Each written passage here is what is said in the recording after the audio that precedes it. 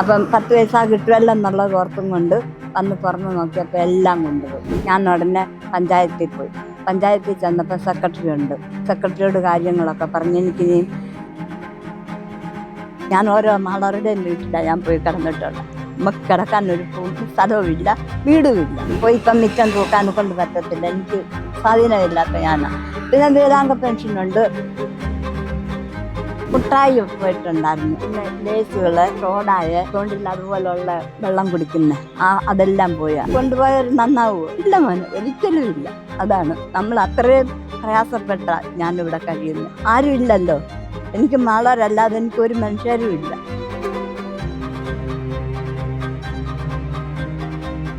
നമസ്കാരം. 70-ാം വയസ്സിൽ ഉപജീവനത്തിനായാണ് രാജമ്മയ്ക്ക് കുടുംബശ്രീ ഒരു പെട്ടിക്കട അനുവദിച്ചത്. എന്നാൽ കഴിഞ്ഞ ശനിയാഴ്ച രാത്രി രാജമ്മയുടെ കടയിലെ എല്ലാ സാധനങ്ങളും സാമൂഹ്യ വിരുദ്ധർ മോഷ്ടിക്കുകയായിരുന്നു. തുടർന്ന് എന്ത് ചെയ്യണമെന്നറിയാതെ വിഷമത്തിലായ വികലാംഗ കൂടിയായ രാജമ്മയെ സഹായിക്കാൻ പത്തനംതിട്ടയിലെ മെഴുവേലി ഗ്രാമപഞ്ചായത്ത് പ്രസിഡന്റിന്റെ നേതൃത്വത്തിലാണ് മുന്നോട്ട് വന്നത്. അമ്മയ്ക്ക് കടയിൽ നഷ്ടമായ എല്ലാ സാധനങ്ങളും ഇവർ വീണ്ടും വാങ്ങി നൽകി കട വിപുലപ്പെടുത്തുകയും കട വീണ്ടും ആരംഭിക്കുന്നതിനുള്ള എല്ലാ സഹായം ചെയ്തു നൽകുകയും ചെയ്തു. പത്തനംതിട്ടയിലെ മെഴുവേലിക്ക് സമീപം ഇലവന്തിട്ട മുക്കട എന്ന സ്ഥലത്താണ് ഇവരെയും സങ്കടത്തിലാഴ്ത്തുന്നു. എന്നാൽ നന്മയുടെ കൂടി ഒരു കഥ പറയുന്നത്. ഉപജീവനത്തിന് വേണ്ടിയിട്ട് തന്നതാ. ഇപ്പം വെള്ളിയാഴ്ചയാണ് ഞാൻ 2500 രൂപയുടെ സാധനം മേടിച്ച് ഇതിനകത്ത് വെച്ചിട്ട് ശനിയാഴ്ച നമുക്ക് ചന്തയാണ്. അപ്പം 10 പൈസ കിട്ടുമല്ലോ എന്നുള്ളത് ഓർത്തും കൊണ്ട് വന്ന് തുറന്ന് നോക്കിയപ്പോൾ എല്ലാം കൊണ്ടുപോയി. ഞാൻ പിന്നെ ഉടനെ തന്നെ ഇത് ചാരിയിട്ടും വെച്ച് പോലീസ് സ്റ്റേഷനിൽ പോയി. പോലീസുകാരോട് എന്ന് പറഞ്ഞു. സാർമാർ ഇവിടെ വന്ന് എല്ലാം നോക്കി കണ്ടിട്ട് അങ്ങ് വന്നിട്ട് പറഞ്ഞു, ഇനി അമ്മച്ചി പൊക്കോ, ഞങ്ങൾ വേണ്ടുന്ന നടപടി എടുത്തോളാമെന്ന് പറഞ്ഞു. ഞാൻ ഉടനെ പഞ്ചായത്തിൽ പോയി. പഞ്ചായത്തിൽ ചെന്നപ്പോൾ സെക്രട്ടറി ഉണ്ട്. സെക്രട്ടറിയോട് കാര്യങ്ങളൊക്കെ പറഞ്ഞ് എനിക്കിനി നിവൃത്തിയില്ല, മറ്റ് സാധനങ്ങൾ മേടിക്കാൻ എന്നെക്കൊണ്ട് നിവൃത്തിയില്ലെന്ന് പറഞ്ഞു. അന്നേരം പറഞ്ഞു, അമ്മച്ചി കരയണ്ട, ഞങ്ങൾ വേണ്ടുന്ന സഹായം ചെയ്തോളാം സെക്രട്ടറി പറഞ്ഞു. അന്നേരം പ്രസിഡന്റ് അവിടെ ഇല്ലായിരുന്നു. വന്നു കഴിഞ്ഞപ്പം പ്രസിഡന്റിനോട് സെക്രട്ടറി പറഞ്ഞ്, സെക്രട്ടറി എല്ലാവരും കൂടെ കൂടി എനിക്കിവിടെ പ്രസിഡന്റ് എല്ലാവരും കൂടെ കൂടിക്കൊണ്ട് ഇവിടെ സാധനം എനിക്ക് പിറ്റേ ദിവസം എനിക്കിവിടെ കൊണ്ട് തന്ന് അവർ ഒരു കുറച്ച് രൂപയും എനിക്ക് തന്ന് വേണ്ടുന്ന സാധനങ്ങളൊക്കെ മേടിക്കാനൊക്കെ കൊണ്ട് എനിക്ക് പൈസയും രൂപയും തന്നും വെച്ചാണ് അതുങ്ങൾ പോയത്. പിന്നെ ഇന്നലെ ഇവിടെ ചാനലുകാർ വന്നു എല്ലാം പറഞ്ഞ് എടുത്തെന്ന് വെച്ചാൽ അതുങ്ങളും പോയി. ഒരുപാട് കഷ്ടപ്പെട്ടുണ്ടാക്കിയ തുകയല്ലേ? അന്ന് ഒത്തിരി കഷ്ടപ്പെട്ടാൽ ഒരുപാട്. എൻ്റെ ജീവിതത്തിൽ എൻ്റെ അച്ഛനും അമ്മയും പോയി കഴിഞ്ഞാൽ പിന്നീട് നമുക്കെങ്ങും ഒരു സ്ഥാനമില്ലായിരുന്നു. ഞാൻ ഓരോ നാളുടെയും വീട്ടിലാണ് ഞാൻ പോയി കിടന്നിട്ടുള്ളത്. നമുക്ക് കിടക്കാൻ ഒരു സ്ഥലവുമില്ല, വീടുമില്ല.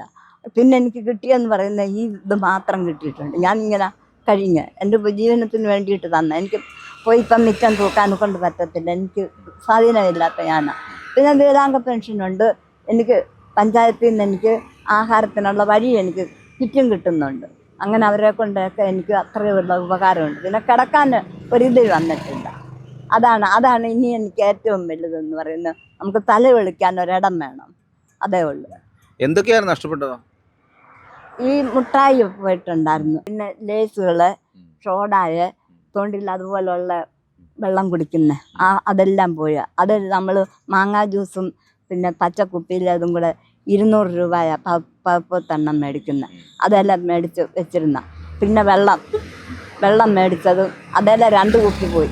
വലിയ കുപ്പിയിലെ സോഡ അത് 2 അങ്ങ് പോയി. മറ്റേ മൊത്തവും കൊണ്ടുപോയി. എല്ലാം പൈസ നമുക്ക് ഈ 2 രൂപ തൊട്ട് ഇവിടെ ഒരു ടിന്നിനകത്ത് വെച്ചേക്കുമായിരുന്നു, അതും കൊണ്ടുപോയി.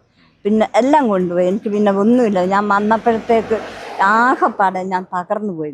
പിന്നെ മേടിക്കാൻ എനിക്ക് നിവർത്തിയില്ല. അതുകൊണ്ട് ഞാൻ ഓടിപ്പോയി പോലീസ് സ്റ്റേഷനിലും പറഞ്ഞു, പഞ്ചായത്തിലും പറഞ്ഞു. അതിൻ്റെ പിറ്റേ ദിവസം എനിക്ക് പഞ്ചായത്തുകാർ എനിക്കിവിടെ സാധനം കൊണ്ട് തന്നു. അതുകൊണ്ട് ഞാനിപ്പോൾ കള്ളന്മാരെ വല്ല വിവരം കിട്ടിയോ? CCTV അങ്ങനെ വല്ലതും പരിശോധിച്ച് അറിയാമോ? ഒന്നും അറിയത്തില്ല. ആരാന്ന് നമുക്കറിയത്തില്ലല്ലോ. കള്ളന്മാരാരാന്ന് നമുക്കറിയത്തില്ലല്ലോ. ഇല്ല. അമ്മയ്ക്ക് എന്താ പറയാനുള്ളത്? കള്ളന്മാർ അങ്ങനെ കൊണ്ടുപോയിട്ടുണ്ടെങ്കിൽ ഈ പാവപ്പെട്ട അമ്മയുടെ ഈ ചെറിയ കടയെ കൊണ്ടുപോയവർ നന്നാവുമോ? ഇല്ല മോനെ, ഒരിക്കലും ഇല്ല. അതാണ് നമ്മൾ അത്രയും പ്രയാസപ്പെട്ട ഞാനിവിടെ കഴിയുന്നത്. ആരും ഇല്ലല്ലോ, എനിക്ക് മാളരല്ലാതെ എനിക്ക് ഒരു മനുഷ്യരും ഇല്ല. തണ്ടി താക്കോല കണ്ടോ, ഇത് പൊട്ടിച്ചെടുത്തല്ലേ? താണ്ട് ഇവിടെ കണ്ടോ, കമ്പിയിട്ട് തുറന്നതാ. ആയിരിക്കും, അല്ലെങ്കിൽ ഇങ്ങനെ വളരത്തില്ലല്ലോ. അതാ ഒരു കള്ളനെ പിടിക്കണമെന്നാണ് ആവശ്യം പോലീസ്. അപ്പോൾ ഒക്കുമെങ്കിൽ അതാണ് നമുക്ക് ആവശ്യം. ഇനിയും മേലല്ലേ എന്നെ പോലുള്ളവരുടെ ഒരു കടയും കുത്തി തുറക്കരുത്, അതാണ് വേണ്ടുന്നത്. ആര് കൊണ്ടുപോയാലും എന്നെ പോലുള്ളവരുടെ ഒരു കട ഇനി ഒരു മനുഷ്യനും പോയി തുറക്കരുത്, അതാണ്. ഈ സ്വാധീനം ഇല്ലാത്ത എൻ്റെ ഇത്രയും കൊണ്ടുപോകാമെങ്കിൽ പിന്നെ ഇനി മറ്റുള്ളവരുടെ വെച്ചേക്കുമോ? അതാണ് ഞാൻ പറഞ്ഞത്. നാട്ടുകാരൊക്കെ എന്ത് പറഞ്ഞു അമ്മയോട്? നാട്ടുകാർ പറഞ്ഞു പൊയ്ക്കോട്ടെ, ഇനിയിപ്പം അമ്മയ്ക്ക് എല്ലാവരും കൊണ്ട് തന്നില്ലേ, ഇനി എല്ലാം സൂക്ഷിച്ച് പറക്കിയൊക്കെ വെക്കണമെന്ന് നാട്ടുകാർ പറഞ്ഞിട്ട്. എനിക്ക് ഇപ്പോഴും നാട്ടുകാരെ എനിക്ക് ഭക്ഷണത്തിനുള്ള വഴിയെല്ലാം എനിക്ക് തരുന്നത്. പഞ്ചായത്തുകാർ പ്രസിഡന്റൊക്കെ ഇത് കൊണ്ട് തന്നില്ലെങ്കിൽ എന്ത് ചെയ്തേനെ അമ്മേ? എന്ത് ചെയ്യാനാ, ഞാൻ കട അടച്ചിടത്തേ ഉള്ളായിരുന്നു. അല്ലെങ്കിൽ പെൻഷൻ വരുമ്പം എന്തെങ്കിലും ഇച്ചിരി മേടിക്കാനേ ഒക്കത്തുള്ളായിരുന്നു, അതേ പറ്റുള്ളൂ. അല്ല എന്നെ കൊണ്ടൊരു നിവൃത്തിയില്ല.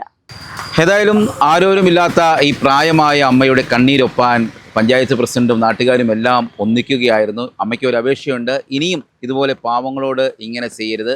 ആ മോഷ്ടാക്കളോട് പ്രത്യേകം പറയാനുള്ളത് ഇതാണ്. ഒപ്പം തന്നെ പോലീസിനോടൊരു അപേക്ഷ, ഈ അമ്മയുടെ ഈ സാധന സാമഗ്രികളെ ഒക്കെ മോഷ്ടിച്ച ആ കള്ളന്മാരെ ഉടൻ തന്നെ വെളിച്ചത്ത് കൊണ്ടുവരണമെന്നാണ് അഭ്യർത്ഥന.